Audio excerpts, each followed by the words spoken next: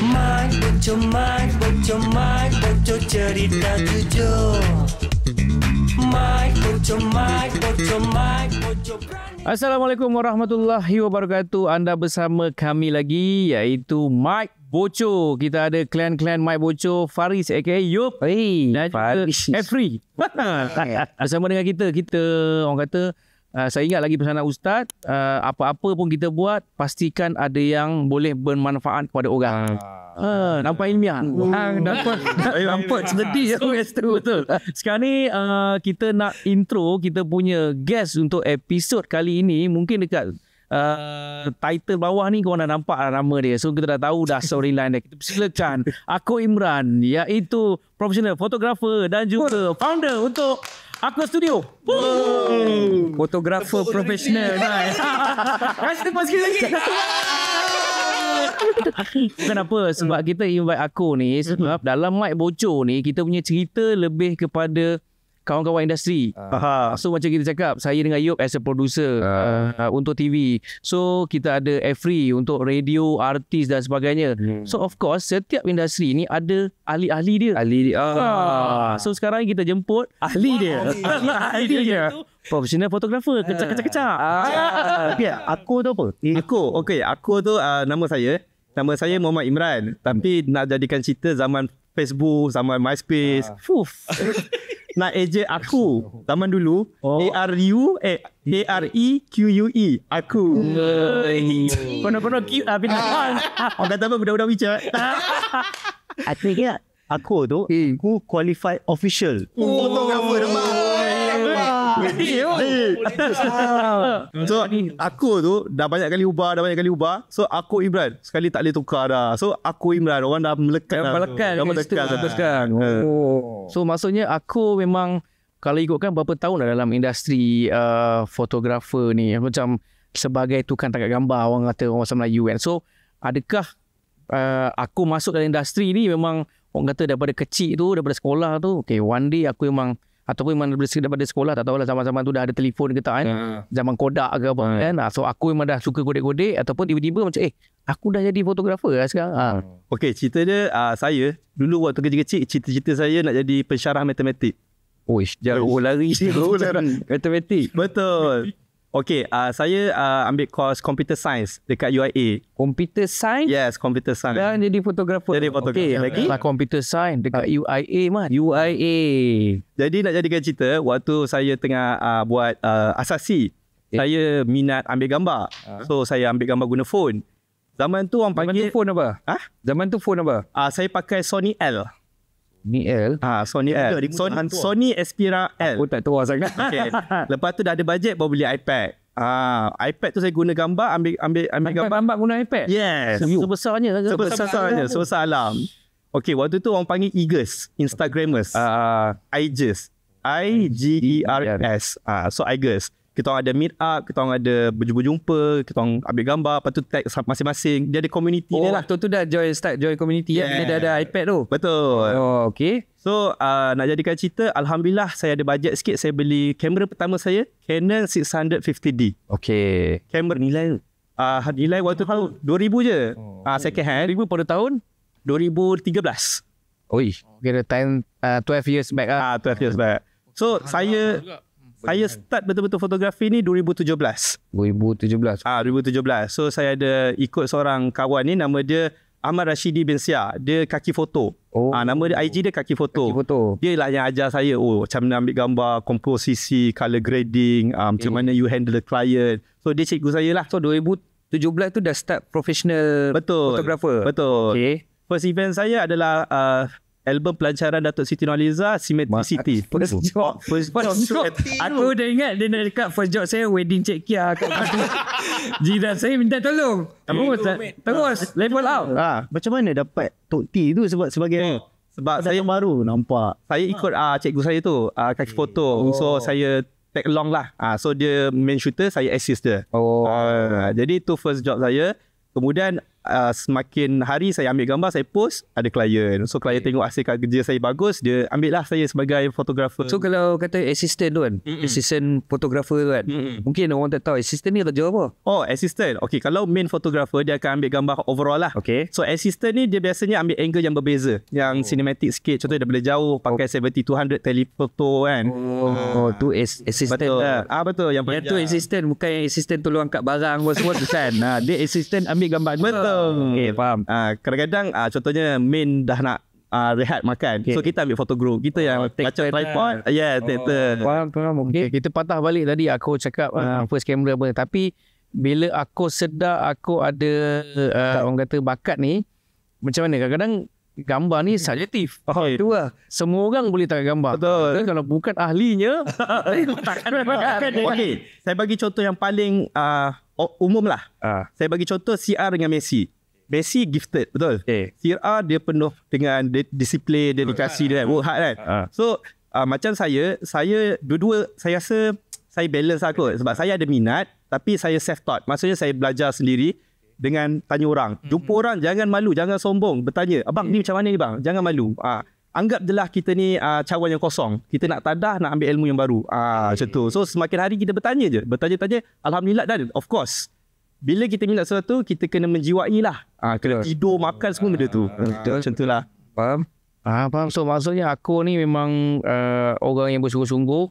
Sebab kalau ikutkan macam saya sendiri, personally saya first time jumpa aku adalah pada muzik saya tak ingat berapa. Tapi aku ni, dia satu individu yang memang setiap kali jumpa orang, dia akan say hi to everyone. Tak kisah siapa, dia akan bang, tak gambar. First time aku jumpa dah. Engkau ni apa? Aku suka je kot. Sebab aku nampak dia adalah fotografer profesional yang tangkap gambar artis. So macam artis bayar dia, tapi dia bang. Artis bayar, takkanlah dia nak ambil gambar kan? Tu tiba-tiba dia ambil. why not? Kita post. Kita tak, kebiasaannya kan. Selalu kan, bang, jom ambil gambar. Tangan lah, malu. Okey bang, satu gambar. Okey boleh? Sekali lagi boleh? Dia dah tengok lawa Sebab kita macam why not kan? Dia juga orang tangkap gambar kita. Okay, prinsip saya senang je. Bila saya jadi fotografer, sebenarnya saya lah yang main. So saya handle event tu. So nak tak nak, saya kena ambil gambar semua orang. Sebab klien akan tanya ada tak gambar orang ni. So saya letakkan diri saya sebagai klien. Saya nak gambar saya macam mana. Nampak mindset dia. Mana setiap titik apa dia ambil tu memang fully overall. Betul. Tidak sama aku datang fotografer, tak aku balik. Tidak. Dia tidak macam tu lah. Dari aku start follow sampailah buat bisnes ni berapa lama tu. Okay, tahu banyak orang dia macam tak ada target. betul. Follow je lah. Tak ada target untuk diri sendiri. Macam mana aku dapat So sebenarnya saran? tak kisahlah untuk yang beginner yang baru nak start bisnes fotografi ni. First thing first, awak kena ada kamera lah. Kalau awak tak ada kamera, awak bukan fotografer. Okay, kemudian awak kena ada platform. Platform tu tak kisah. Social media sekarang ni banyak kan. Ada community. Kemudian untuk masa yang lepas saya dah pakai 650D tu, saya upgrade lah. Upgrade. Kemudian satu masa tu alhamdulillah ada bajet lebih sikit. Saya buka studio. Tapi dengan bimbingan kawan-kawan, cikgu, tanyalah dengan orang kan. Okay, tapi tadi balik pada aku punya first camera tadi kan. Aku ambil gambar cantik, profesional kan. Kenapa nak kena upgrade barang yang mahal? Walaupun you dengan kamera yang lama tu, you still cantik je ambil gambar. Kenapa? Ada sebab kau macam mana? Dia of course kemahiran tu perlu, skill tu perlu. Tapi certain gadget dia ada capability dia. Dia punya ada limit. Ada limit dia. So kita nak pergi lebih lagi. Contohnya kita nak shoot billboard. Memerlukan gambar raw. So yang kualiti yang lebih tinggi. Jadi kita perlu upgrade kita punya gadget. Faham? Okay, untuk kejaya aku sendiri, okay, bila dah go to fotografer punya live, lepas tu kenal banyak orang, tapi ada tak macam turning point yang aku rasa macam kerja ni macam susah, job pun agak nak dapat susah ke apa ke, ada tak rasa macam nak kerja biasa ke apa ke atau selain daripada fotografer? Jago misal. Kau tanya macam nak suruh dia. Macam suruh jago misal dia buat macam tadi dia cakap ada ni jual makanan ke ataupun buka restoran ke something like another challenge or business. I see. Faham? Okay, bagus soalan ni. Sebab apa? Sebab bila kita dah masuk dalam bisnes tu kan, kadang-kadang pernah juga terdetik, aku buat benda ni lah lagi masyuk kan. Tapi okay, kita fikir balik kita punya niat. Niat kita minat ke macam mana kan? Ada orang macam saya computer science, tapi saya sejenis yang tak boleh duduk dekat office, duduk diam, buat kerja 9 to 5 tak. Saya suka jumpa orang. Jumpa orang kena tengok, bang, jom ambil gambar bang. Saya suka macam tu. Saya suka jumpa orang, bergaul dengan orang. Dan saya suka buat kawan. So bila berkawan ramai ni, rasa macam best lah. Sumpah best. Event kan, kadang-kadang macam reunion. Macam tu kan. Dan yang paling penting, apa benda yang kita buat kan, yang paling penting kita kena buat bersungguh-sungguh. The best marketing is mouth to mouth. Orang yang akan suggest kita. Maknanya dia suka melayan semua orang sama. Sebab tu dia senangi kot. Sebab karakter dia, aku rasa semua orang ada kot. Sebab disebabkan itu, bila ada event, orang semua cari, mana aku? Mana gambar ni? Apa? Bila tak ada, bang, sorry bang, tak ada job. Tak ada gambar gua ni. Kau jangan tanya banyak kali mana aku nak ambil gambar. Takut orang fikir nombor 2. Kau jangan. Kau jangan. Kau kahwin. Kau kahwin nombor 2 jangan. Dia tak layan benda tu. Untuk aku punya point of view, untuk kita punya industri ataupun industri aku punya grow. Daripada dulu sampai sekarang, apa yang aku nampak orang kata progress. Progress. Okey, sekarang ni kita digembar-geburkan dengan teknologi buatan, kecerdasan buatan, AI. So, kita sebagai yang menggunakan gadget, equipment tu, kita kena mengguna juga AI tu. Sebab kalau kita tak guna, kita akan ketinggalan. Tapi kita guna AI tu sekadar untuk enhance. Kita jangan prompt, kerja kita dah settle. Maksudnya kita menggunakan hanya untuk membantu kita punya kerja. AI ni, dia punya bagus ni kita prompt. Contohnya ada benda yang kita tak boleh limit. Macam contohnya, of course Malaysia ni panas kan. Contohnya kadang-kadang kita nak shoot dekat outdoor tu tak sesuai. Jadi kita perlu prompt yang menunjukkan set tu besar, set tu lengkap kan. So boleh. Tapi kita jangan ambil 100%. Maksud kita jangan bergantung pada benda tu. Maknanya kena ada kreativiti sendiri. Betul. Bagi cantik lagi kan. Benar. Let's say macam AI ni, macam saya tak pandai ambil gambar. Kata composition hancur. AI ni boleh tolong tak? Kasih cantik. Sebenarnya boleh. Dengan prompt yang betul lah. Cara prompt yang betul. Tapi sebenarnya kan, untuk membezakan fotografer yang betul dengan fotografer yang baru kan, fotografer yang profesional dengan yang baru adalah dari segi kemahiran lah. Contohnya komposisi, color grading, storytelling.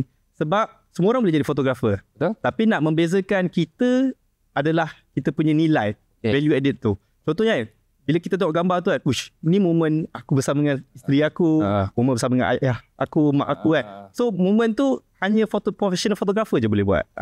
Moment tu bila masa nak tahu moment.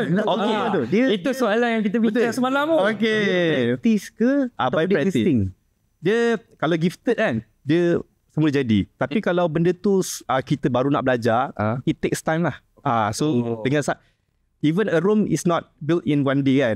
So kita perlukan practice lah. Practice make perfect lah. Okay, so untuk aku sendiri, orang kata bila dah ada gadget, dah ada sebagai-bagai tools dan sebagainya, how you nak maintain, especially orang kata kalau kau ada kereta yang laju tapi kau tak letak dekat track, orang tak ada kenal kau pun. Maksudnya macam mana you nak please yourself untuk go to the client, macam mana nak sustain dengan, yalah kita buat benda ni, at the end of the day kita tengok juga hasilnya. Betul. So bila tak ada klien, tak ada orang kata sort of income daripada situ, so nak tahu juga macam mana aku orang kata get along dengan klien, cari job ke apa.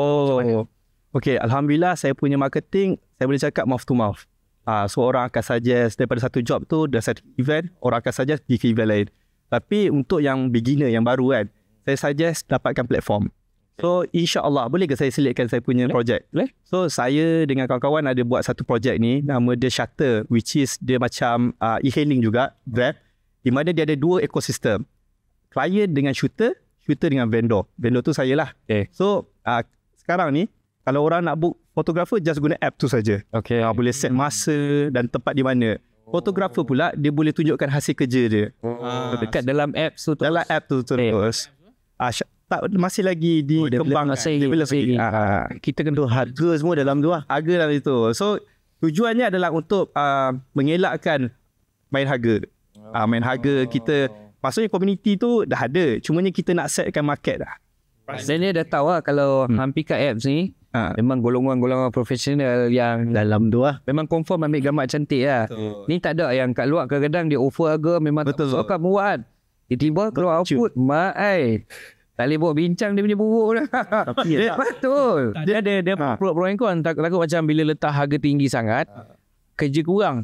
Takut bila mak tu mak punya sembang, tuntak-tuntak, contoh memang kos dia 2,500 sehari. Tiba-tiba nego sampai 500. Kau nak jadi apa? Memang tak jadi apa juga. Bagus juga. Macam mana contohlah kita kan mesti nak cun je. Tapi bajet tipis.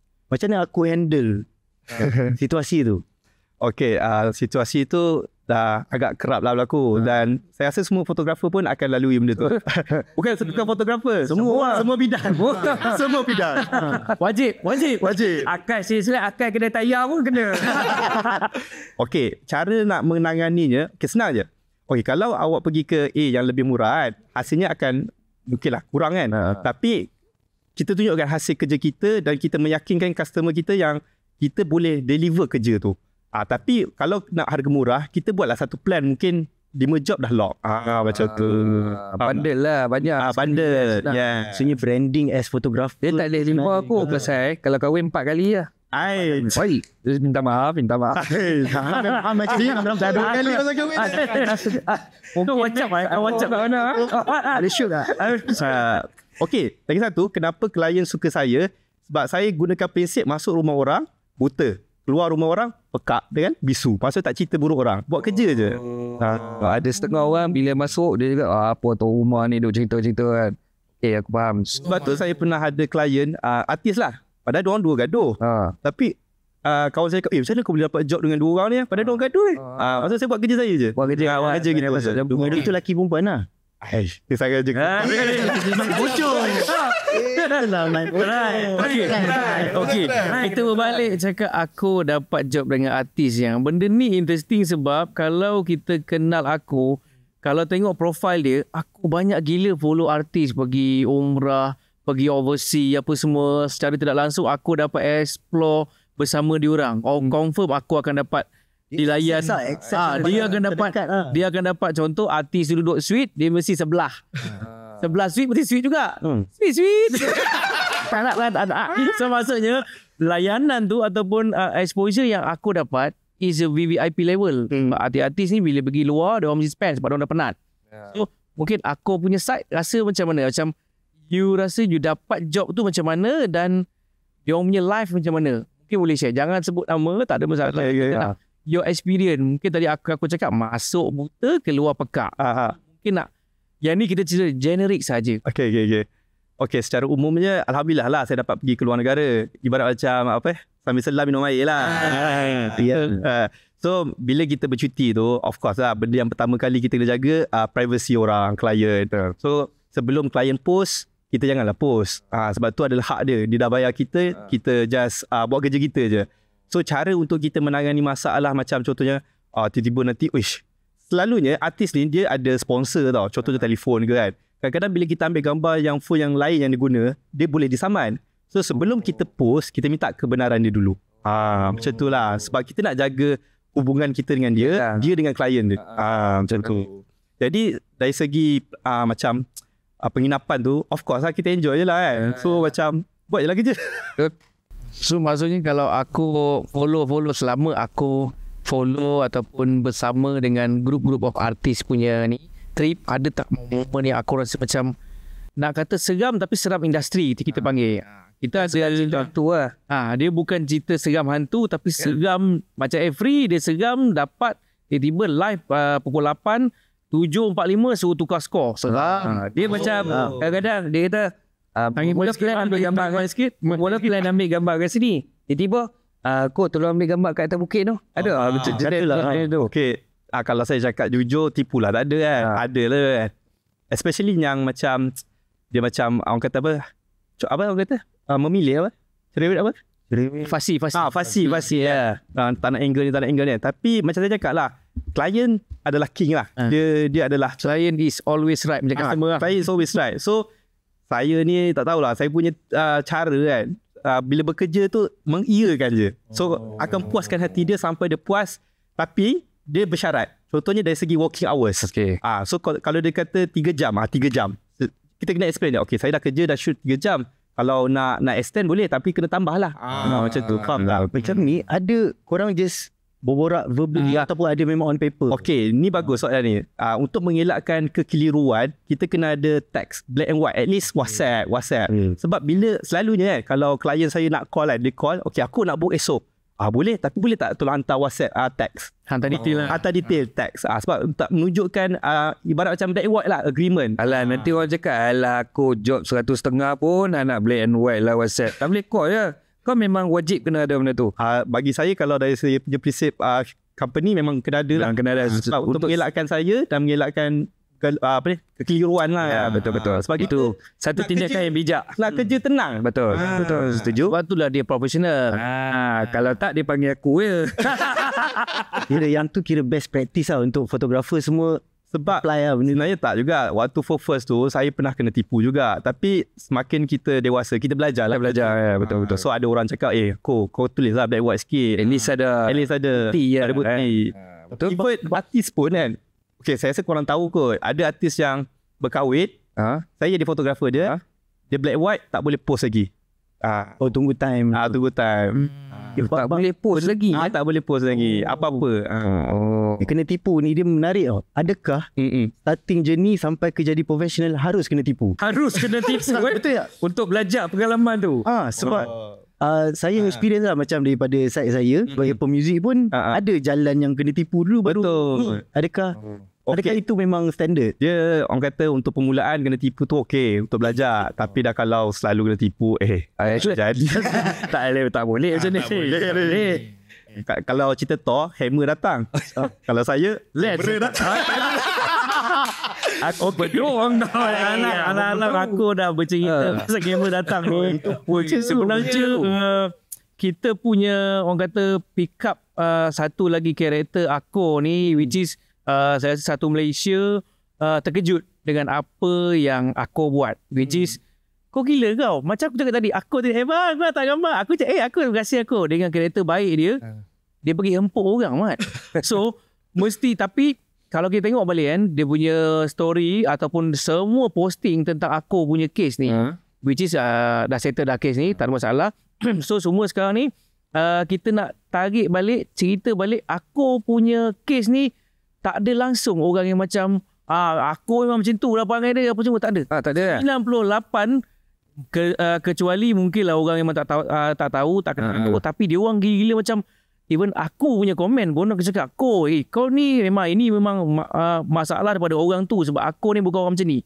So semua artis, semua orang industri memang sokong gila apa yang aku buat. Jarang kan? Maksudnya ada sebab kenapa benda tu berlaku lah. Betul. Ni mesti dia dah maksimum. Dia dah apa orang kata dah tak tahan. So mungkin aku boleh justify kat sini eksklusif untuk Mike Bocor, apakah tindakan aku tu yang mungkin aku tak pernah bercerita kat tempat lain, nak clear dekat sini. Tengok apa benda yang aku buat. Seorang mungkin ada yang tak kenal aku, dia cakap dia ni mentang-mentang dah sadar nak empuk orang. Saya nampak komen berlambak gila pasal sadar nak empuk orang. Mentang-mentang member badan. So aku boleh cerita ni. Mike Bocor dibawakan khas oleh app Tribe Sendram Berhad, di mana diorang adalah company yang buat website dan juga apps. Kau boleh explore diorang ni. Terima kasih kepada Pixels Distribution sebab mereka ni menaja kita orang punya podcast equipment macam Mauno, Rode dan Zhiyun. Dari mic hinggalah audio equipment dan juga lighting, semua steady. Barulah Mike Bocor. Eksklusif dekat Mike Bocor kan. Saya buat badan bukan nak tarik perempuan, bukan nak tarik gay boy, bukan nak tarik tunjuk badan saya. Saya buat badan sebab saya pernah anxiety sampai nak bunuh diri. Ni kisah betul. Saya nak bunuh diri, jadi saya cakap, kalau aku bunuh diri, dosa besar. Lepas tu kalau ke akhirat nanti, aku akan buat perkara yang aku bunuh diri tu sampai bila-bila. Jadi aku kena cari jalan untuk menangani masalah ni. So saya fikir-fikir, main gym lah. Sebab main gym ni, kita lawan diri kita. Lawan diri kita, nafsu, kita punya kekuatan, kita punya malas, kena lawan. So Alhamdulillah, Allah ni maha hebat. Dia persiapkan, maksudnya saya tengah dalam kesusahan, anxiety semua tu. Lepas tu saya fikir cara nak ke gym tu kan. Allah persiapkan saya, Alhamdulillah, tiba-tiba job masuk, job. Ada orang offer saya untuk jadi hosting, pelakon. Tapi itulah masih dalam pertimbangan lah. So nak jadikan cerita, saya hempuk dia bukan sebab saya memang dah kuat, dah sadar. Tak, bukan. Cerita dia pasal kereta lah. Saya beli kereta RM20,000. Lepas tu kereta yang bagi rosak, dah pulangkan, duit tak bagi-bagi. So nak dipendekkan cerita, pada hari kejadian tu, saya tak nak pukul pun. Kalau fikir logik akal lah, ada pemaisuri Selangor, ada polis, ada wartawan, takkan nak beduk. Kan nak pergi beduk kan. Orang tu pernah datang studio saya. Kalau saya jahat, saya beduk dia kat studio. Betul lah. Tapi saya dah bagi masa. Apa yang saya boleh cakap, ada benda yang dia provoke yang sampai saya tak boleh. Dia mesti ada fire starter tu. Betul. Jadi kepada orang luar sana yang tak tahu cerita, tak apa, saya meraihkan. Mungkin ada orang suka saya, mungkin ada orang tak suka saya. Tapi saya pegang satu kata-kata ni. Bila mana kita tahu orang tu baik kan, kita tak perlu tanya pun. Dia ni bukan macam tu. So sebenarnya Allah tengah tapis kawan-kawan saya. Betul lah. So bagi kepada anxiety tadi, mungkin orang luar tak faham. Apa itu anxiety? Anxiety ni, of course lah, saya rasa semua orang terkesan COVID kan. Waktu 2020 semua orang terkesan kan. Saya pernah buka studio dekat Bangi sebelum 2020. Sebelum COVID? Sebelum COVID. Lepas tu studio tu terpaksa tutup. Kemudian Alhamdulillah saya bangkit balik. 2021 saya buka studio dekat Permaisuri Ceras. Jadi anxiety ni adalah overthinking lah. Terlampau fikirkan masalah. Masa depan lah. Betul. Fikirkan masalah. Kita terlampau meragukan ketentuan. Esok kita ada makan lagi tak? Sedangkan Allah 50,000 tahun sebelum kita lahir dah tertulis dah benda tu. Even ni kisah Nabi Musa.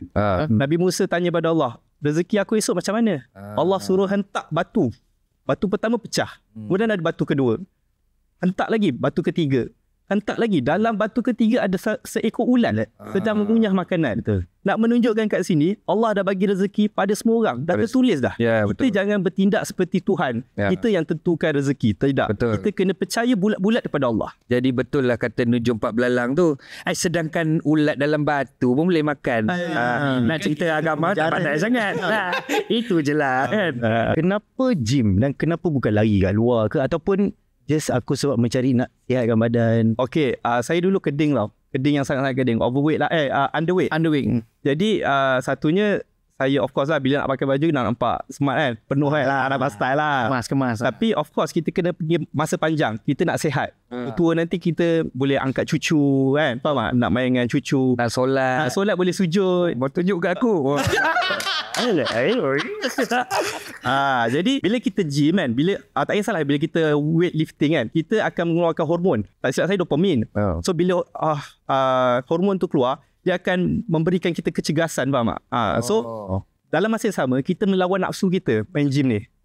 Bila kita lawan nafsu kita, itu yang kita kena lawan diri kita. Main gym ni bagi saya benda yang bukan senang lah. Sebab kita nak kena jaga. Betul, disiplin, nak kena jaga makan, nak kena buat exercise. Awal awal. Sebenarnya kan, saya main gym sebab nak ikut sunnah Rasulullah SAW. Sebab Nabi dengan para sahabat, cuba bayangkan, pergi perang Badar. Bawa senjata ni, dah sampai sana, collect je aku set up je, kau set up je. Tak ada. Dia terus perang. Cuba bayangkan, barang pula bukan ringan-ringan.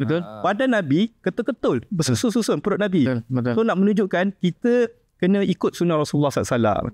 Bila sihat tu buat kerja, nak ambil gambar pun cantik. Benar lah. Betul. Nak pegang ring besar pun okey lah, steady lah. Ring besar tau. Dia tak main macam kita ni. Betul-betul. Maksudnya kehidupan sihat ni dia lifestyle lah. Betul, lifestyle. Satu benda saya cakap bila kita upgrade kita punya badan fizikal, upgrade kita punya mental dari segi menghadiri kelas kan, sebenarnya kita sedang melawan anxiety. Anxiety ni bila kita tak buat apa-apa, kita duduk dalam bilik seorang-seorang, terbenung fikir masalah. Masalah ni sebenarnya jangan fikir masalah. Kita anggap masalah tu sebagai cabaran. Sebagai contoh kalau saya angkat benda ni tak berat. Cuba saya angkat benda ni selama 3 jam. Dia akan jadi berat. Sama juga. Kalau kita fikir benda tu berkali-kali, masalah akan jadi berat. Jangan anggap masalah sebagai masalah, anggap dia sebagai cabaran. Lesson and learn. Sebenarnya saya rasa untuk zaman kini 2-3 tahun selepas COVID, ramai orang ataupun kita banyak dengar dekat circle kita pasal anxiety apa semua ni. Mungkin kita, aku adalah satu contoh ataupun yang kita boleh ikut. Sebenarnya it's not you only yang face benda ni. Betul. Sebab kita semua ni hidup ni mesti ada misi, mesti ada prinsip, dan bunuh diri ataupun benda yang tidak elok jangan dibuat. Betul. You fikir you ada keluarga, you ada tanggungjawab, you ada anak dan sebagainya. So you fikir macam aku fikir, alhamdulillah Allah bagi dia turning point ni, which is dia niat buat badan bukan nampak orang, tapi sebenarnya dia nak positifkan diri dia nak come back. Now ini dah nama dia comeback stronger. Betul. Itu dia ucapan daripada Ustaz Okey, Azrul. sedikit lah. Sebenarnya kan, semua orang ada masalah. Saya boleh jamin benda tu. Siapa yang tak ada masalah, dia yang bermasalah. Betul. Dia bermasalah tu. Semua orang ada masalah masing-masing. Tak kisahlah dari segi keluarga ke, kewangan ke kan. Tetapi macam mana kita menangani masalah tu? Betul. Cara yang paling bijak adalah mengharungi. Dan kita, Allah ni kan, Allah ni maha adil. Dia bagi masalah ataupun dugaan pada setiap orang tu mengikut kemampuan. Betul. Pasti dan pasti Dia kita takkan uji di luar kemampuan lah. Benar.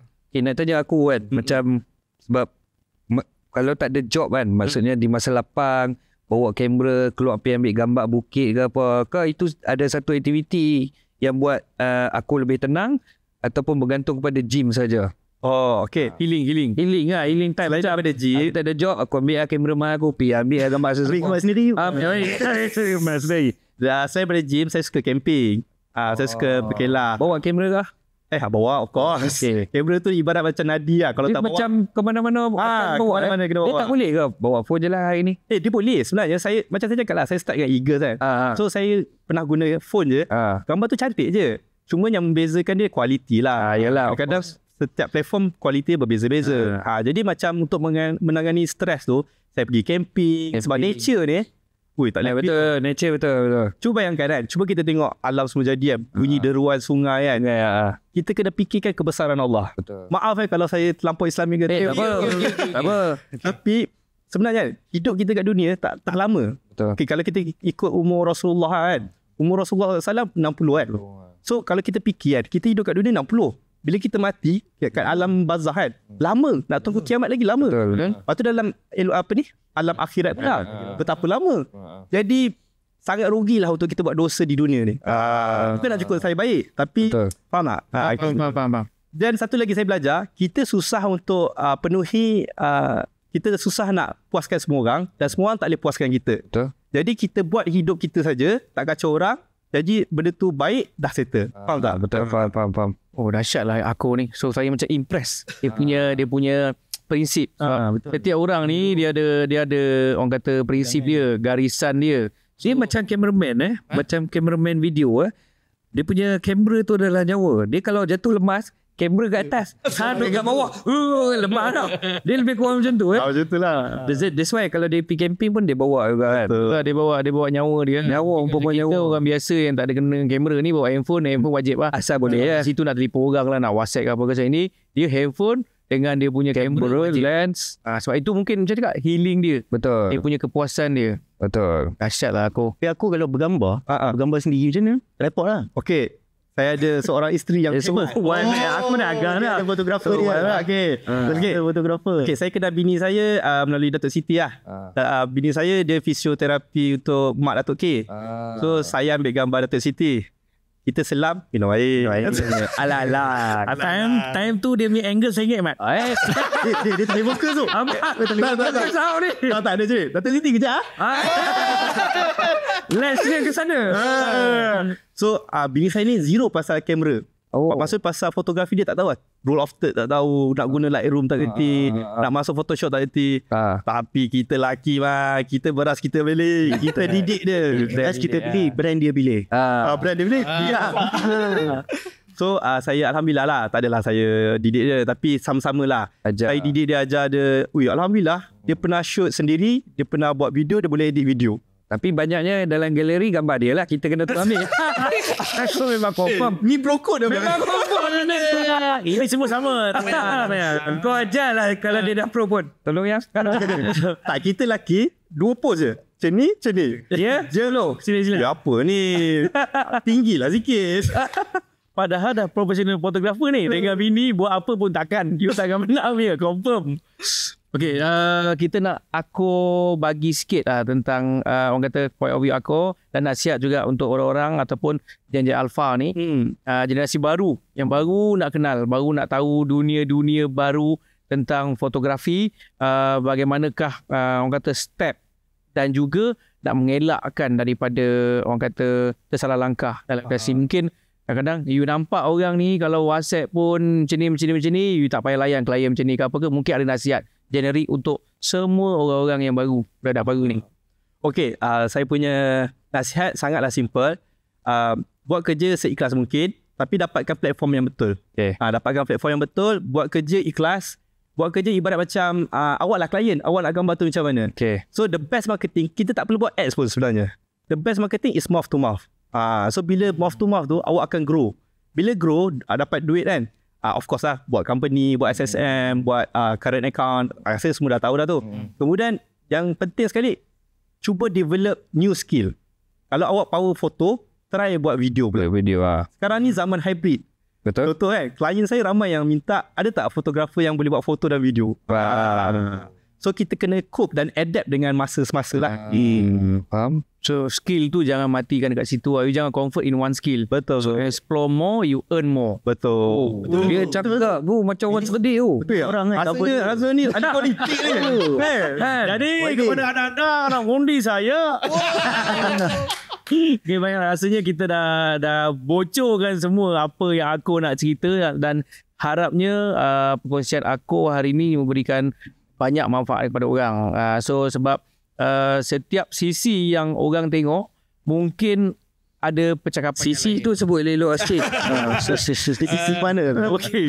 Setiap kata angle angle yang orang lain tengok, mungkin jangan percaya apa yang you tengok short clip. You kena tengok dua-dua, the whole story lah.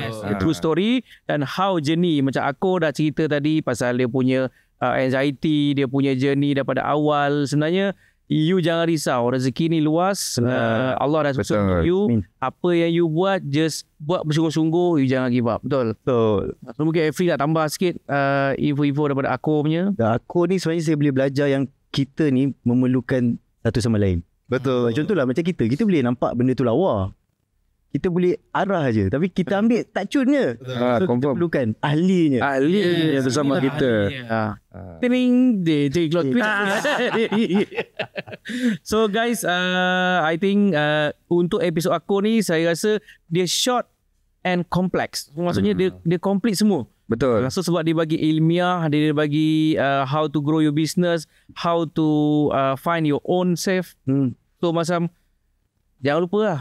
Jangan lupa tak, kalau nak senang, kalau nak gambar cantik, pergi cari aku senang. Tak payah pening kepala nak composition lah AI, tak payah. Cari aku senang. Tapi kalau nak terus cerita macam ni, cari Mike Bocor. Okay guys, thank you untuk episod kali ni. Jangan lupa boleh tengok episod sebelum ni, dan kita nak tahu siapa episod seterusnya dan apa kita nak cerita. Jangan lupa subscribe, like dan juga komen Mike Bocor Official. Thank you aku. Thank you semua. Thank you. Best go. Bye.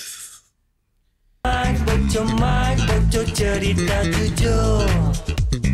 Mike Bocor berani kata